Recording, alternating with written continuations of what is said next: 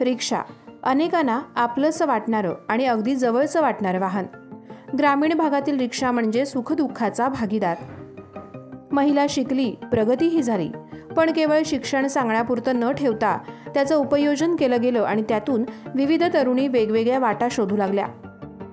ही वाट शोधताना तुळसगावच्या सुकन्या हेमलता राऊळ हिनं सिंधुदुर्ग जिल्ह्यात पहिल्या महिला रिक्षाचालक म्हणून सेवा करण्याचा मान मिळवला आणि सर्वसामान्य कुटुंबातील एका तरुणीनं रिक्षाचालक म्हणून उचललेलं पाऊल यश न मिळाल्याने आत्महत्या करणाऱ्या लोकांना नक्कीच आदर्श आहे. आणि असा आदर्श समाजासमोर ठेवणाऱ्या हेमलता राऊळ यांच्या आई वडिलांना सुद्धा मानाचा मुजरा. नमस्कार.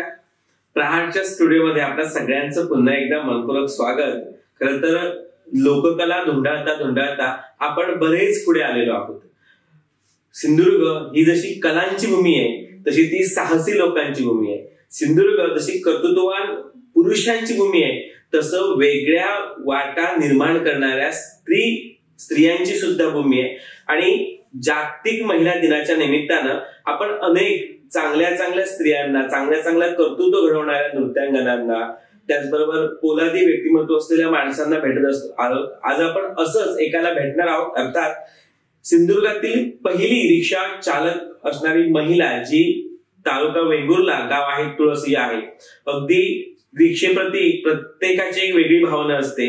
गावामध्ये जो रिक्षावाला असतो त्याची प्रत्येकाशी अटॅचमेंट असते, कारण जेव्हा एखाद्याला बरं नसतं तेव्हा सगळ्यात जवळचा असतो रिक्षेवाला. एखादं शुभ कार्य घडतं तेव्हा सुद्धा बरोबर असतो तो सुद्धा रिक्षेवाला. आणि त्यामुळे ग्रामीण जीवनाची जीवनवाहिनी समजल्या जाणाऱ्या रिक्षेबद्दल अनेकांना प्रेम आहे आणि ते आजही आपल्याला असलेलं दिसतं. जरी घरामध्ये फोर व्हीलर असली तरी रिक्षेचं अप्रूप काही वेगळंच असतं.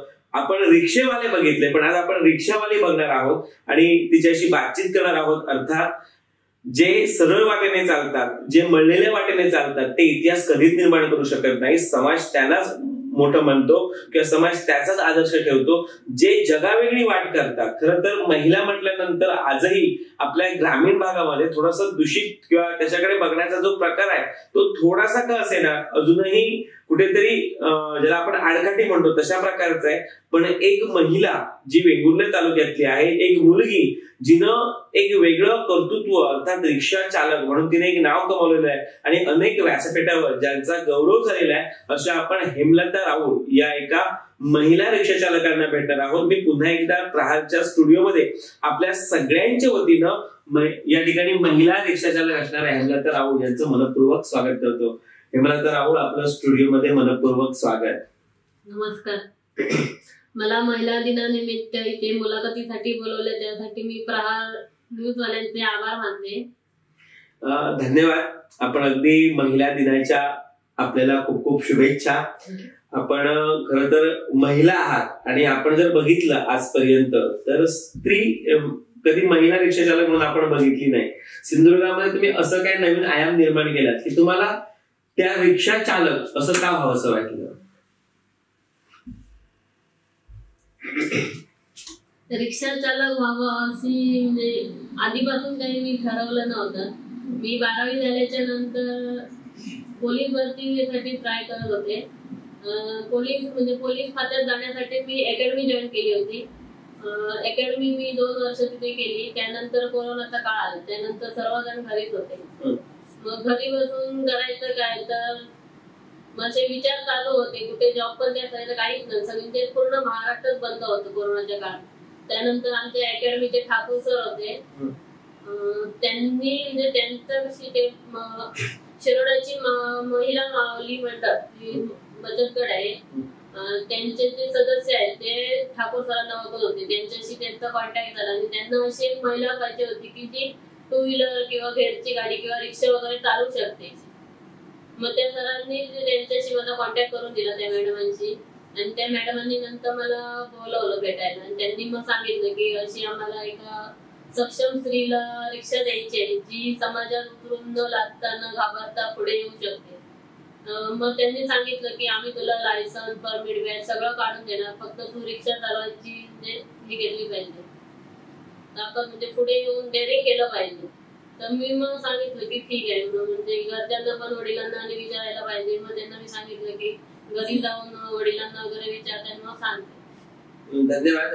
काका नमस्कार, तुमचं सुद्धा मनपूर्वक स्वागत. खर तर वेताळ प्रतिष्ठानच्या माध्यमातून आपण सातत्याने व्यासपीठावर असता आणि त्यामुळे तुमचा किंवा आमचा खूप जवळचा संबंध आहे. आज पहिल्यांदा मला म्हणजे पहिल्यांदा मी तुम्हा दोघांना की बाबा ही तुमची लेक आहे आणि तुम्ही तिचे वडील आहात हे आता ऍक्च्युअली मला कळलं. त्याबद्दल काय मला माहिती नव्हतं. त्यामुळे ज्यावेळी हेमलता तुमच्याकडे हा विषय घेऊन आला की मला रिक्षा चालवायची आहे, तेव्हा एक पालक म्हणून तुम्ही कसं काय त्याच्याकडे बघितलं? घरी बसून राहणं याची पहिल्यापासूनची इच्छा होती, काहीतरी वेगळं करायचं. पोलीस भरती ट्राय केलं तिने आणि असे प्रयत्न चालू असताना आता एक संधी लग्न आली आहे रिक्षा चालवायची. तुझ्या मनात आहे, आमच्या मनात कोणत्याच प्रकारची ना नाही, मग तुला जमत असेल तर बिंदास करू शकते. त्या एका शब्दावर तिने मग आपल्या मॅडमला जाऊन सांगितलं मी करायला तयार आहे. हेमलता मी तुमच्याकडे येतो. खरं तर काकाने परमिशन दिली की तुम्ही रिक्षा चालवू शकता. त्यानंतर तुम्ही कधी त्याच्या अगोदर सायकल वगैरे येत होती का? सायकल टू व्हीलर येत होते. मग जेव्हा तुम्ही पहिल्यांदा रिक्षावर बसला की बाबा आता मला रिक्षा चालवायची आहे, तेव्हा काय होते म्हणजे कसं काय त्याला फिलिंग्स आपण म्हणतो त्या कशा होत्या? म्हणजे रिक्षा चालवायला मला एवढं काही म्हणजे अवघड वाटत नाही, कारण मी एक दोनदा चालवली होती आधी रिक्षा. त्यामुळे असं काही खूप मोठं काहीतरी वाहन आहे त्यामुळे रस्त्यावर कसं चालवणार असं काही भीती वगैरे काही वाटली नाही. पण छान वाटलं होतं की पहिल्यांदाच कोणतरी म्हणजे मी रिक्षा चालवणार आणि बाकीचे असे रस्त्यावरून जाणारे जे लोक असतात ते म्हणतात की म्हणजे त्यांनी असे बघितलं नव्हतं की जवळपास त्यांनी असं पुरुष लोकांना चालवताना बघितलं होतं. पण मला असं अभिमान वाटत होतं की पहिल्यांदाच मला कोणतरी रस्त्यावरून जाणारे लोक असे म्हणणार की एक महिला रिक्षा चालवते. त्यामुळे खूप आनंद वाटत होता. खरंच खूप तुमचे धन्यवाद आणि तुमचं अभिनंदन सुद्धा, कारण मळलेली वाट सोडून तुम्ही वेगळी वाट निर्माण केला. काका, जेव्हा तुमची मुलगी रिक्षा चालक म्हणून सिंधुदुर्गात येणार होती किंवा ती रिक्षा चालक म्हणून समाजासमोर वावरणार होती, तेव्हा एक पालक म्हणून किंवा एक पुरुष म्हणून तुमचा त्याच्याकडे दृष्टिकोन कसा होता? कारण आतापर्यंत रिक्षाची मक्तेदारी पुरुषांचीच राहिलेली आहे. आम्हाला खात्री होती मुलीबद्दल, कारण तिने याच्या अगोदर सिग्मा जॉईन झाली होती. त्याच्या वेट लिफ्टिंग तिने चालू केलं होतं. त्याशिवाय कराटे चॅम्पियन आहेच ती. त्याच्याही पुन्हा पुरुषाला घाबरणार नाही, बिंदास रिक्षा चालू शकते. कोण अंगावर तर त्याला दोन देऊ पडू शकते. त्याच्यामुळे आम्हाला मनापासून अगदी बरं वाटलं रिक्षा चालवते. आणि जेव्हा चालवायला सुरुवात झाली तेव्हा एकदम एवढा आनंद व्हायला लागला की जो तो म्हणत होता किंवा पहिली लहानाची मुलगी रिक्षा चालवते, ते मन अगदी भरून आलं होतं. खरंच म्हणजे आजही आपल्या समाजामध्ये स्त्रीकडे बघण्याचा दृष्टिकोन थोडासा दूषित दिसतोय. म्हणजे जन्माला मुलगाच यावा असं म्हटलं जातं, पण तुम्ही मुलीच्या जन्माचं स्वागत केलं आणि एक वेगळी वाट तिला दिली. तुमच्या शालेय जीवनामध्ये तुमच्या पालकांनी तुमच्याबरोबर कशी काय कमिटमेंट केली? म्हणजे पालक कसे काय तुमच्या शालेय जीवनामध्ये तुमच्याशी ज्याला आपण काय म्हणतो पाठीशी राहिले? पालक नेहमीच माझ्या पाठीशी म्हणजे शाळा चालू असताना अनेक प्रकारच्या स्पर्धा येत असतात. त्या स्पर्धांमध्ये त्यांनी मला सांगितलं होतं की नंबर नाही आला तरी चालेल, पण भाग घ्यायचा. सर्वजण काही नंबर यावा अपेक्षेने जरी भाग घेतला तरी नंबर नाही आला म्हणून नाराज नव्हता, त्या स्पर्धेत भाग घ्यायचा. आज अपयश आलं तर पुढे कधीतरी यश येईल असे मला नेहमीच सांगायचे. आणि जरी कुठची वेगळी स्पर्धा असेल म्हणजे ज्या क्षेत्रात मुली भाग घेऊ शकत नाही अशा क्षेत्रात त्यांनी मला असं म्हणजे खूप मोठा सपोर्ट केलाय की तू जायचं, म्हणजे बाकी कोण नाही गेलं तरी चालेल पण तू जा. एक मुलगी असून पाठी न राहता पुढे जा, म्हणजे तुला बघून तरी इतर मुली कोणतरी पुढे येतील. आणि त्यांनी अशा बऱ्याच क्षेत्रात मला असे सपोर्ट केला आहे. म्हणजे कराटे शिकवण्यासाठी, पॉवर लिफ्टिंग साठी पण मुलींना जास्त पाठवत नव्हते, पण त्यांनी मला पाठवलं. आईने पण खूप सपोर्ट केला. मला जाणून घ्यायला नक्की आवडेल आईची आणि तुमची कमिटमेंट कशी राहिली? आईची म्हणजे आईचं जे रोजचं म्हणणं असतं की एक मुलगी असून कुठे पाठी राहतं, म्हणजे जरी तिचं लग्न झालं तरी जरी नवरा खूप लाखाच्या वर प्रकार म्हणजे पेमेंट घेत असेल तरी मुलीने सुद्धा स्वतःच्या पायावर उभं राहायला पाहिजे. तिला असं वाटतं की आपली मुलगी जरी म्हणजे कुठे एखादा मुलगा म्हणजे नवरा जर खूप मोठ्या पोस्टवर असेल तरी मुलगी स्वतःच्या पायावर उभी राहिली पाहिजे. तिला कुठे जायचं असेल तर म्हणजे दुसऱ्याकडे अशी परमिशन मागायची म्हणजे गरज वाटत नाही, किंवा पैशासाठी असं दुसऱ्याकडे मागावं लागतं कामा नाही, कारण मुलीने स्वतःच्या पायावर उभं राहिलं पाहिजे अशी तिची मनापासूनची इच्छा असते आणि ती यासाठी मुलींनी स्वतःच्या पायावर उभं राहावं यासाठी ती नेहमी सपोर्ट करत असते. खरंच धन्यवाद. तुझ्या आईला नमस्कार करतो इथून, कारण ज्या प्रकारे त्यांनी दूरदृष्टी ठेवली की मुलगी असली म्हणून काय झालं, ती मागे राहता का म्हणे. आता तुम्ही म्हटलं की नेहमी तुमची आई म्हणायची की जरी श्रीमंत मुलगा असता तरी नवऱ्याकडे हात पसरण्याची वेळ आपल्याकडे येता का म्हणे. आपण सक्षमपणे आपल्याला जे वाटतं ते आपण केलं पाहिजे. काका, हा जो दृष्टिकोन आहे तुमच्या सौभाग्यवतीचा काकींचा, याचा आपल्याला सुद्धा प्रचंड फायदा झाला असणार. कारण नेहमीच तिने मी जरी कामात असलो तरी आपण काय ना काय घरी बसून रिकामी राहायची नाही. घरातलं काम सांभाळून कुठे काय बसलं बारीक काम कामाला जाईल, कसं बारीक पैसे मागावं लागतं गणपती लोक आपल्याला असलं की बारीक काम असलं आपण घेऊन यायचं, अशी ती पहिल्यापासून सवय होती. तसं तिने मुलीला पण सांगून ठेवलं की लग्न झाल्यानंतर मुलाकडे पैसे मागायची गरज पडता कामा नये, तू स्वतःच्या पाय उभी राहायची, स्वतः पैसे कमायची तुला सवय लागली पाहिजे. आज तू रिक्षा चालवतेस, अगदी आजवरचं लांब भाडं पुढचं होतं जास्तीत जास्त लाभ हे तुझ्या या 1.5 वर्षाच्या कारकिर्दीमध्ये परवडायला म्हणजे सगळ्यात सर्वाधिक लाभ. मग हा जेव्हा ट्रॅव्हलिंग करत होतं तेव्हा तुला काय फील येत होतं?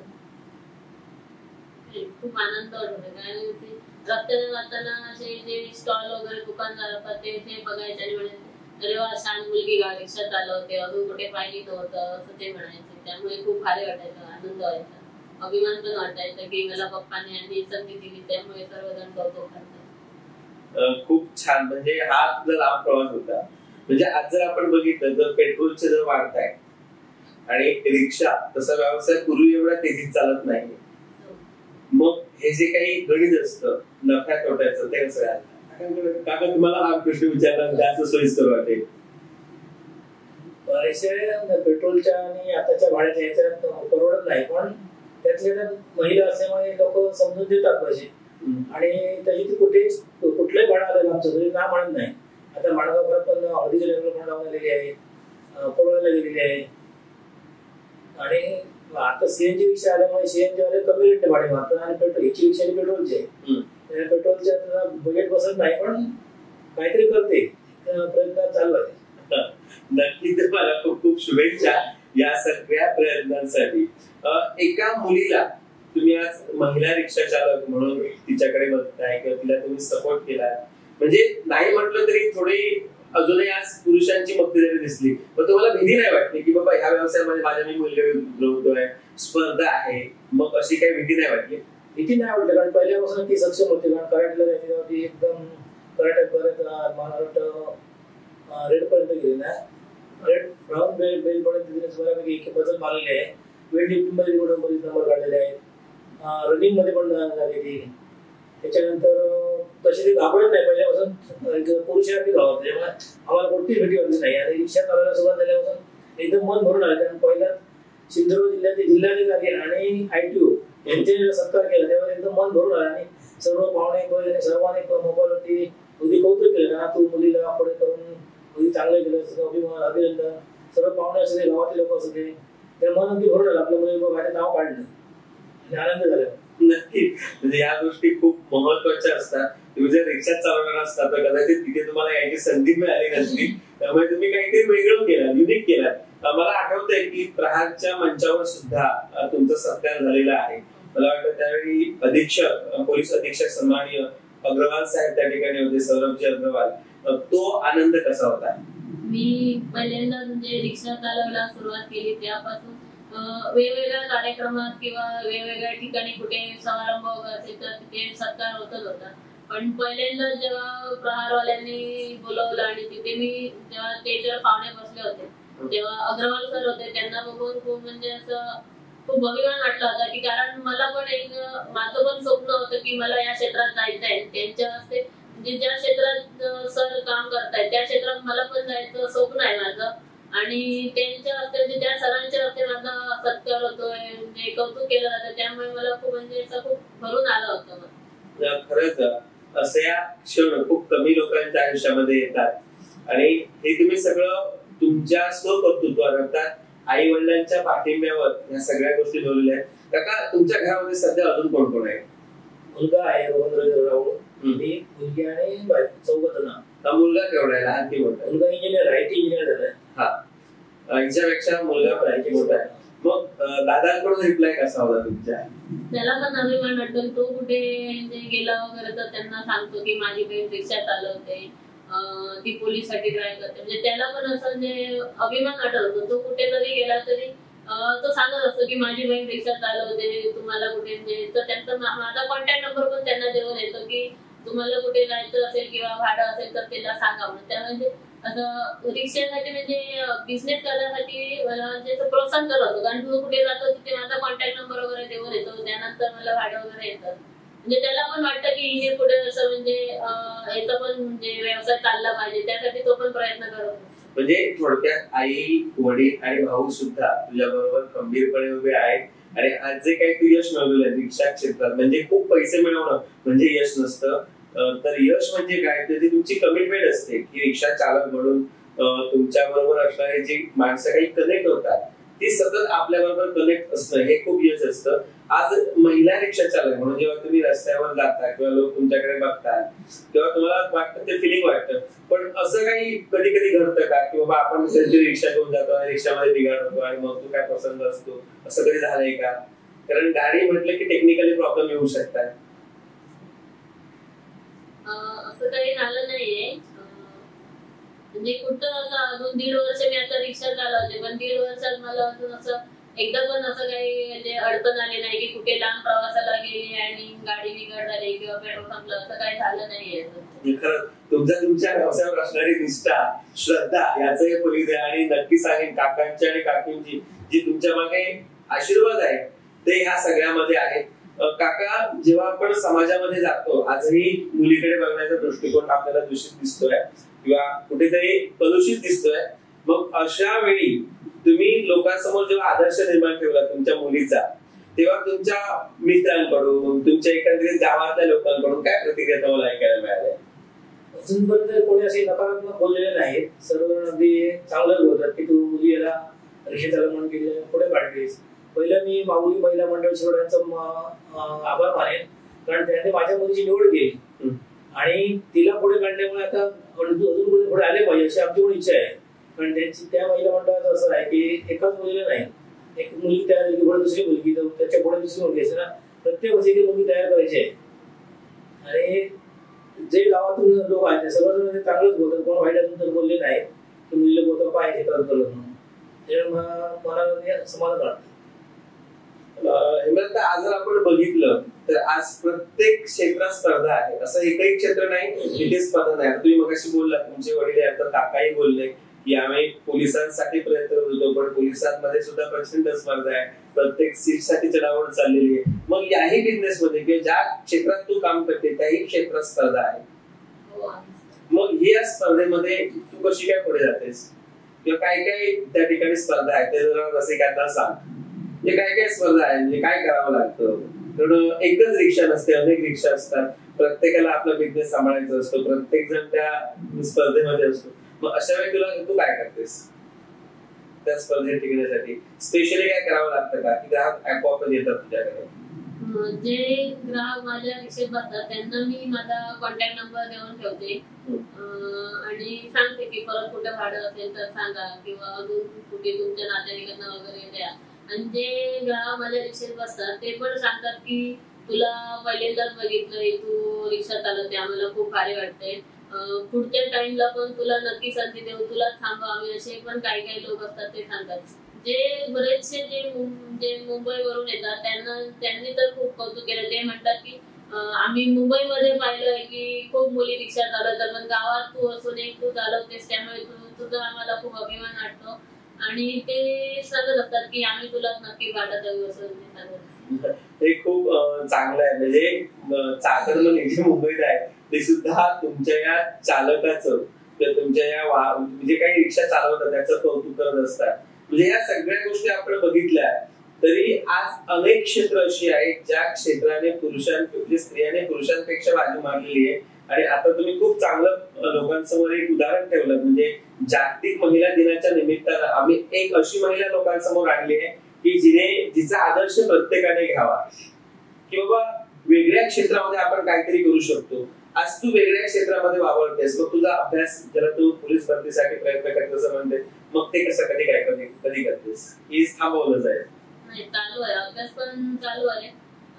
रिक्षावरून घरी आल्याच्या नंतर अभ्यास करते, नाही तर आता काही मोबाईल चालू आहे, मोबाईल मध्ये काय सगळं भेटत आलो. म्हणजे जे अभ्यास पोलीस भरतीसाठी जो अभ्यास लागतो, आता काय मोबाईल, आता नेटवर्क एवढं पुढे गेलं आहे की मोबाईल मध्ये आपण म्हणजे नेटवरून काहीही करू शकतो. म्हणजे कुठच्याही विषयी इन्फॉर्मेशन वगैरे मिळू शकतो. त्यामुळे रिक्षामध्ये जेव्हा भाडं नसतं तेव्हा पण मोबाईल वरून अभ्यास करता येतात, तेव्हा मी मोबाईल वरून अभ्यास करत असते. आता काही झालं जरी तू पहिली महिला रिक्षा चालक असलीस तरी घरामध्ये तू मुलगी आहेस, घरामध्ये तू आईची मुलगी आहेस, वडिलांची मुलगी आहेस, त्यामुळे तुझ्यावरच्या जबाबदारी काय कमी झाल्या नाहीये. मग एका बाजूला रिक्षा ड्रायव्हर आणि दुसऱ्या बाजूला घरातली मुलगी, हे जे बॅलन्स आहे ते कसे करते? सर अपेक्षा असतात ना मुलीकडून की मुलीला जेवण केलं पाहिजे, हे केलं पाहिजे, कपडे धुतले पाहिजे, अजून जे काही कामं असतात घरातली, तर आजही त्याच रिवाजामध्ये आपण ग्रामीण लोक जगत आहोत. मग तू हे कसं काय निभवतेस? सकाळी म्हणजे रिक्षावर जायच्या आधी सगळी कामं करून घेते आणि मग रिक्षावर जाते. रिक्षावरून घरी आल्याच्या नंतर काही काम असेल तर ते पण करते. मग रिक्षा आणि घर काम, मग तुझी तगमग नाही होत, ओढाताण नाही होत? एवढी म्हणजे फक्त कॅमेरा समोर राहिले की काय? कारण तुम्हाला मला हा प्रश्न जाणून घ्यायला आवडेल.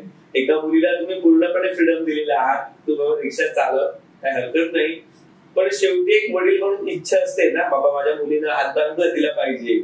अर्थात ती रिक्षा चालवतो मला आर्थिक थोडाफार हातभार देत असेल. आता तो धंदा काय पूर्णपणे प्रॉफिटचा नाहीये, पण थोडा आपण म्हणूया. मग ह्या ज्या गोष्टी असतात काकींना मदत करणं, त्या कशा काही करते? सकाळी लवकर 8 वाजता रिक्षा बाहेर काढते, त्याच्याबद्दल घरातली कामं करते, पाणी भरणे, कपडे धुणे ते करते, आंघोळ करते, धंद्यावर आली दुपारी की जेवण आई करून ठेवते. जेवण झाल्यावर मग भांडी घासायचे काम असेल किंवा दुपारचे कपडे असेल ते धुते, परत 3 वाजता रिक्षावर जाते. संध्याकाळी 7च्या नंतर काय रिक्षा स्टॉपवर लावत नाही, घरी फोन कोणाचा नंतर घोड्याला जाते. मग 7च्या नंतर फ्री असते तेव्हा घरातली कामं करते, पण घरातली कामं टाकून जात नाही. एखाद्या दिवशी भरपूर काम होतं तर म्हटलं थांबवतो घरी. म्हणजे मुलगी, तुम्ही रिक्षा चालक म्हणून तिला फ्रीडम दिला, पण मुलगी म्हणून तिचे जो फायदा आहे एक मुली म्हणून आजही ग्रामीण भागामध्ये आपण तो करून घेतो, तो तर तुम्ही सोडला नाहीये. सवय लागली पाहिजे ना, तिला सवय आहे पहिल्यापासून सुविधा वगैरे आहे. हे खूप महत्वाचं आहे, सवय लागली. हेमलता, आता कदाचित तुम्ही लग्नाच्या उंबरठ्यावर आलेला आहात, कदाचित काका जावई शोधण्याचा प्रयत्न करत आहे की तुम्हाला अपेक्षित असलेला नवरा कसा असला पाहिजे. थोडासा पर्सनल प्रश्न आहे, पण महत्वाचा आहे की लग्नानंतर हे चालत ठेवणार आहे. म्हणजे भविष्यामध्ये तू साथीदार निवडताना कसं असला पाहिजे, ज्याप्रमाणे काकांना काकीला साथ दिली आणि आजही त्यांची ती कमिटमेंट आहे तुमच्याबद्दलची, म्हणजे ते एकदम ग्रामीण भागातले असं सुद्धा त्यांनी फ्रीडम, म्हणजे एवढं डेअरिंग ग्रामीण भागातला माणूस कोण करणार नाही. डायरेक्ट माझ्या मुलीला रिक्षा चालवत घेणार, कारण शेवटी वाहनं आहेत, गाड्या रहदारी असते, काही होऊ शकतं ऑफकोर्स, काहीही. कारण ड्रायव्हरचं जीवन हे बेभरवल्याचं असतं, बरोबर ना काका? मग इतकी मोठी रिस्क त्याने घेतली, त्यामुळे भविष्यामध्ये तू तुझ्या जीवनाकडे कशा अँगलने बघते की मग तुमच्या फ्युचरच्या दृष्टीने, मग ते लग्न असेल किंवा त्यानंतरचा कालावधी असेल, तुला काय वाटतं? म्हणजे सध्या आपल्या समाजामध्ये ही मोठी समस्या आहे लग्नाची. तुम्ही हा प्रश्नाचं उत्तर दिलात तर बरं होईल. अर्थात तुम्ही तिला इतकं सांभाळून घेतलेलं आहे, त्यामुळे तुमची अपेक्षा काय आहे? आमची अपेक्षा हीच आहे की जसं आम्ही तिला सांभाळलं, म्हणजे ती काय करेल ते करायला दिलं, तसं त्याने पण करायला दिलं पाहिजे. म्हणजे चांगल्या गोष्टी, वाईट नाही की तिने ते नाव तिला दिलं नाही पाहिजे. उदाहरणार्थ रिक्षा त्याला चालवत दिली पाहिजे असं काही गरज नाही. दुसरे कुठलं काम असतं कामाला पाठवून तरी पण जाईल, पण तिला नुसतं घरी नाही ठेवलं पाहिजे अशी आमची इच्छा आहे. जरी लग्न झालं तर जर किती कमावणार असलं तरी तिने पण स्वतः काहीतरी केलं पाहिजे. म्हणजे अगदी काकींचे जे काही म्हणजे दूरदृष्टी आहे, ती दूरदृष्टी तुम्ही घेऊन बोलताय की कितीही श्रीमंत असला तरी माझी मुलगी कमावणारी असली पाहिजे. तर खरंच तुमच्यासारखा आदर्श प्रत्येक म्हणजे मुलीच्या वडिलांनी बघितला तर काहीतरी वेगळाच दिसू शकतं. आज तुला वडिलांबद्दल तुझ्या काय वाटतं? इतकं तुला तरी फ्रीडम दिलं, इतकं तुझ्या पाठीशी ते ठामपणे राहिले, असं आपण म्हणतो की प्रत्येक यशस्वी पुरुषाच्या मागे स्त्री उभी असते. आज यशस्वी स्त्रीच्या मागे पुरुष उभा आहे. मला खूप अभिमान वाटतो की माझे वडील माझ्या पाठीशी, म्हणजे अगदी लहानपणापासून त्यांनी मला खूप सपोर्ट केला आहे. म्हणजे त्यांनी असं कुठच्याच गोष्टीवरती ना म्हटलं नाही की मी असं सांगितली की मला इथे जायचंय किंवा मला या स्पर्धेत भाग घ्यायचाय किंवा मला हे करायचंय, तर त्यांनी असं कधी सांगितलं नाही की तू नको करू. त्यांनी आणि पप्पांनी पण आणि आईंनी पण दोघांनी पण सपोर्ट केला. त्यांनी सांगितलंय की तू जा, मग कुठे जायचंय पण म्हणजे असं त्यांनी पण स्पर्धेसाठी जरी मी भाग घेतला म्हणजे जात असेल तरी नंबर नाही आला तरी चालेल पण तू जा, म्हणजे नंबर नाही येणार या भीतीने जर तू घरी राहणार असशील तर तसं न करता तू पुढे गेली पाहिजे, प्रयत्न तर केला पाहिजे. कारण काही खूप जण असतात जे प्रयत्न न करतात आधीच हार मानतात. त्यासाठी आधीच हार न म्हणता प्रयत्न केला पाहिजे ना. प्रयत्न केला तर नंबर पण येऊ शकतो. आधीच तर तू मनातून हारलीस तर तुझा नंबर कधीच येऊ शकत नाही. तर त्यासाठी मी वडिलांची खूपच आभार मानते की त्यांनी मला खूप सपोर्ट केला की कुठच्याच गोष्टीसाठी नाही म्हटलं नाही. मला म्हणजे करायचं आहे ते करायला दिलं. त्यासाठी मी खूप त्यांची आभारी आहे आणि मला खूप अभिमान आहे की माझे वडील असे माझ्या पाठीशी उभे राहिले. धन्यवाद. तुझ्या यांच्यासारखे वडील प्रत्येक मुलीला मिळू दे. काका, मला तुम्हाला हा प्रश्न विचारायला नक्की आवडेल. अलीकडे आपण जर बघितलं समाजामध्ये तर आपल्याला प्रत्येक ठिकाणी नको त्या गोष्टी दिसतात. मग अशा वाईट म्हणजे काही गोष्टी इतक्या वाईट असतात की त्या आपण कॅमेऱ्यासमोर सुद्धा बोलू शकत नाही. आज जर आपण बघितलं तर प्रत्येक ठिकाणी प्रेमाच्या नावाखाली जो खेळ चाललेला आहे किंवा जो नंगानाच चाललेला आहे तो बघितल्यानंतर भारतीय संस्कृती कोलॅप्स झालेली काही भीती वाटते. मग अशा वेळी तुम्ही तुमच्या मुलीला जो एक संस्कार दिला आहात ते संस्कारांच्या माध्यमातून ती आजची मार्गक्रमण करते आहे, त्याच्याबद्दल तुमच्या संस्काराबद्दल तुमचे आधी आभार. तुम्ही आता इतर लोकांना याबद्दल काय सांगाल, म्हणजे कसं पालकांनी कसं वागलं पाहिजे? पालकाने हेच वागलं पाहिजे की प्रत्येक पालकाने आपल्या मुलीला आपल्या शब्दामध्ये ठेवलं पाहिजे. जरी तिने आपली इच्छा प्रकट केली पण इच्छा ती चांगली आहे की वाईट आहे याचा विचार करून मुलीच्या पाठीशी राहिलं पाहिजे. काही मुली सांगतात एका ठिकाणी जातात दुसऱ्या ठिकाणी, याची आपण कल केलं पाहिजे पाठीशी राहून. किंवा मुलगी जिथे जातो ना तिथेच गेली का त्यांच्याकडे कुठे गेली ही पाहणं आपल्या पालकांची जबाबदारी आहे.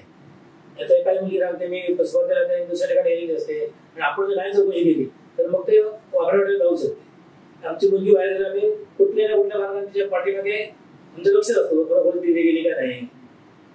आणि ती मुलगी जशी आमच्या शब्दात आहे तशी प्रत्येक पालकाने आपल्या मुलीवर लक्ष ठेवलं पाहिजे आणि त्यांच्या पाठीशी राहिलं पाहिजे. नक्कीच हा सुद्धा खूप महत्वाचा, म्हणजे पालक म्हणून आपली काही जबाबदारी असते. म्हणजे पूर्णपणे मुलांना मोकळं सोडायचं नाही. काही गोष्टी पालक म्हणून आपली जबाबदारी आपण निभावली पाहिजे. आणि हे सांगत असताना काकांनी इतर सगळ्याच मुलींना, अर्थात सगळ्याच आपल्या भगिनी आहेत, सगळ्याच आपल्या आहेत, त्यामुळे असं काही चुकीचं होतं का म्हणे. आज बघितलं असेल तर काही लांडगे वाटच वगैरे असतात चुकीच्या पावलाची आणि त्यात आपल्या मुली आहेत त्या शिकार होतात. आज अनेक समस्या या समाजामध्ये भेटतात आणि त्यामध्ये ही सगळ्यात महत्वाची आणि मोठी समस्या आहे. काका, आज जर आपण बघितलं म्हणजे समाजाकडे तर या सगळ्या समस्या आहेत. तुम्ही तुमच्या मुलींवर संस्कार केले.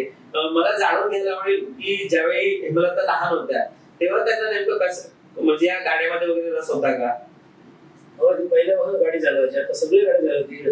पहिली सायकल चालवली, सरस्वती, मग विदवाडी जायची, मग गिअरची सगळ्या प्रकारची गाडी चालवली. टू व्हीलर फक्त फोर व्हीलर चालवली नाही होती. मग रिक्षाचं लायसन काढण्यात फोर व्हीलरचं पण लायसन काढून दिलं. आता फोर व्हीलर पण चालवते. Two wheeler, three wheeler, four wheeler सगळेच लायसन तिथे जायला सगळ्या गाड्या चालवते.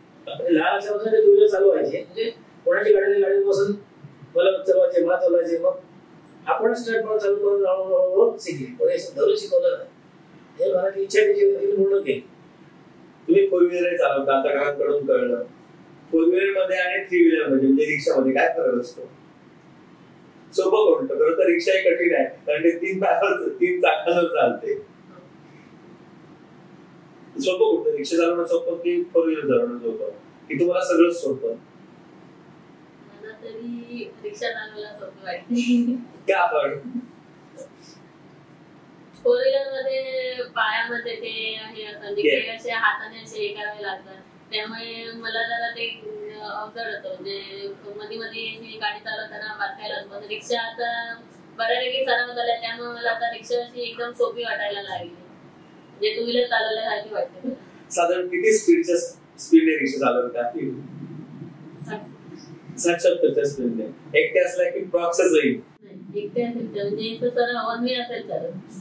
आणि ग्रामीण भागात जाताना स्पीड किती असतो?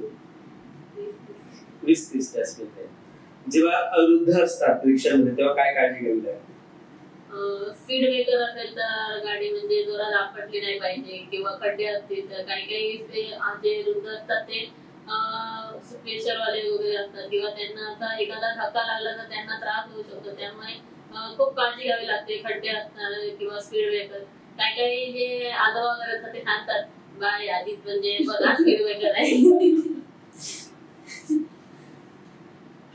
ते घाबरत नाही आता बाय गाडी चालवते म्हणून?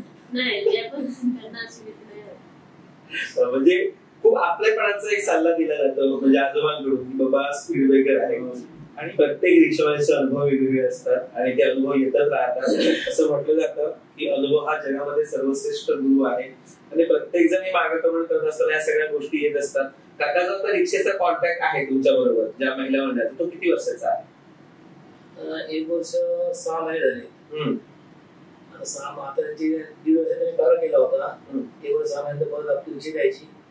त्या पिरियड जे पैसे तुमचे तुम्हालाच फक्त गाडी ज्या मेंटेन मध्ये म्हणजे आपली गाडी आणली द्यायची. आता 1.5 वर्ष होत आलंय त्यांची गाडी द्यायची. मग आता तुम्ही ज्या रिक्षेवर विलक्षण प्रेम केला, ती रिक्षा तुमची 1.5 वर्षाची साथीदार म्हणून तुमच्याबरोबर वापरली, अगदी सवंगडी मैत्रिणीसारखी, ती रिक्षा आता तुमच्याकडून जाणार आहे. कदाचित बघून ते थांबवतील बाबा तुमच्याकडे ठेवा म्हणून.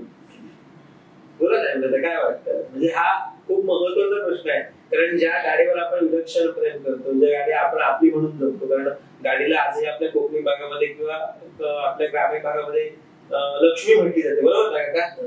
मग अशी लक्ष्मी जिच्या बरोबर तुम्ही 1.5 वर्ष सहवासात तिच्या होता, तिच्या छताखाली तुम्हाला उन्हाची झळ पोचत नव्हती, पाऊस लागत नव्हता, जी तुमच्या दारासमोर उभी असायची, ज्या रिक्षेनं तुम्हाला अनेक सत्कार दिले, काकांना प्राऊड फील केलं, ती रिक्षा उद्या कुठेतरी पुन्हा त्यांच्याकडे जाणार आहे. त्यावेळी त्या भावना कशा असतील? वाईट तर वाटतंय, कारण रिक्षेमुळे माझा एवढा म्हणजे सन्मान झालाय, किंवा म्हणजे वडिलांना पण एवढं अभिमानाची, कारण रिक्षेला पण मी थँक्यू म्हणेन की तिच्यामुळे आज माझी ओळख झाली आहे निर्माण. आणि वाईट तर वाटणारच. काका पुढला प्लॅन काय असेल तुमचा? पुढचा प्लॅन परत लग्न होईपर्यंत रिक्षाच घेऊन द्यायचा विचार आहे. प्रपोजल चालू आहे. तुम्ही काहीतरी मध्यंतरी माझ्या असं कानावर आलेलं काहीतरी गुलाबी रिक्षा, हे जे काय विषय आहे तो विषय आपण रसिकांसमोर मांडावा. आता मागे एका कार्यक्रमामध्ये आम्ही ऐकलं होतं की निलेश राणे साहेबांनी महिलांना रिक्षा घ्यायचं ठरवलं आहे, पिंक रिक्षा. आणि ते रिक्षा आपल्या पुन्हा तालुक्यात आलेले आहेत, शोरूम मध्ये 5 रिक्षा आलेले आहेत असं आम्हाला सुजाता पडवळ मॅडमने सांगितलं की तुम्ही तिथे प्रपोजल करा, मग तुम्हाला मिळू शकते. त्या 5 रिक्षामध्ये 2 रिक्षांचा प्रपोज झालेला आहे आणि 3 रिक्षा शिल्लक आहे. आणि त्याच्याकडे आमचा आता प्रपोज चालू आहे. कागदपत्र तयार करतो. लवकरच ती पिंक रिक्षा तुमच्या घराच्या समोर लागो ही सदिच्छा व्यक्त करतो, ही परमेश्वराची इच्छा प्रार्थना करतो. आणि नक्कीच जो आपला चॅनल आहे, जे चॅनलचे सर्व राणे परिवार आहे, त्यांच्या माध्यमातून आपण अशा अनेक गोष्टी समाजासमोर पोहोचत असतो. आणि मी प्रार्थना करतो पुन्हा एकदा, एकत्रित आपण बराच वेळ बोलतो आहोत. तू तुझ्या समोर असलेल्या भगिनींना किंवा रसिकांना काय सांगशील या सगळ्या प्रवासाबद्दल? तुझा अनुभव की कसं स्त्रियांनी वागलं पाहिजे, कसं मुलींनी पुढे आलं पाहिजे? तर तू एक ग्रामीण भागातलीच आहेस ना.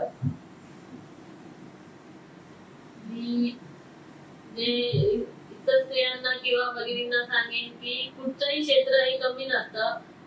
आपण म्हणजे सुरुवात केली पाहिजे. काही जण तर नोकरी नाही म्हणून वेगळ्या मार्गाला लागतात किंवा आत्महत्येचा प्रयत्न करतात. त्यांना मी सांगेन की कोणतंही क्षेत्र हे कमीपणाचं नसतं. आपण एकदम हिमतीने पुढे आलं पाहिजे. काही लोक असतात ती सुरुवातीला नावं ठेवणार, थोडे दिवस झाल्यानंतर तीच लोक आपल्याकडे येतात आणि सांगतात की तू हे केलं ते छान केलंय म्हणून. त्यामुळे लोकांना न घाबरता आपण पुढे गेलं पाहिजे. आपल्या मनाला जे योग्य वाटतं ते आपण केलं पाहिजे, अशी माझी मनापासून इच्छा आहे. धन्यवाद. तुम्ही खूप छान समारोप केला. म्हणजे शेवटचे काही सांगितलं ते खूप महत्वाचं होतं की काही लोक आत्महत्येकडे झुकतात. जिंदगी धोके ज्यादा हो मौके कम देते असं म्हटलं जातं. त्यामुळे जीवन एकदाच आहे, या जन्मावर या जगण्यावर स्वतःला प्रेम करावं म्हणणारे कवी पाडगावकर हे आपल्या भूमीतले आहेत, आपल्या वेंगुर्ल्यातले आहेत आणि त्यांचाच आदर्श आपण या मुलाखतीच्या माध्यमातून समाजासमोर ठेवला. काकांसारखी प्रत्येक जण जर आपल्या मुलीच्या पाठीवर खंबीरपणे राहिला तर नक्कीच सिंधुदुर्गाला अजून काही चांगल्या महिला मिळू शकतील. जी वाट मळलेली आहे त्या वाटेनं न जाता जी वेगळी वाट निर्माण करण्याची मनोवृत्ती अनेक पालकांनी आपल्या मनामध्ये निर्माण करावी आणि अशा हेमलता प्रत्येक जागोजागी दिसाव्या अशी या ठिकाणी मी आशा व्यक्त करतो. काका, आपल्या वेळात वेळ काढून तुम्ही तुळशीतून आमच्यापर्यंत आला. तू सुद्धा तुझा व्यस्त वेळापत्रक, खरं तर रिक्षावाल्याचा वेळापत्रक हे व्यस्त असतं, तरीही पण तुम्ही ते बाजूला ठेवून तुम्ही आमच्या पर्यंत आला. तुम्हाला पुन्हा एकदा महिला दिनाच्या मनपूर्वक शुभेच्छा. तुमची पोलीस भरतीची जी काही प्रयत्न आहे त्याला यश मिळो, तुमच्या रिक्षेलाही यश मिळो असं मी परमेश्वराच्या प्रार्थना करतो आणि काकांचेही आपला मनपूर्वक निरोप घेतो. आपल्या सर्वांसाठी पुन्हा एकदा मनपूर्वक धन्यवाद.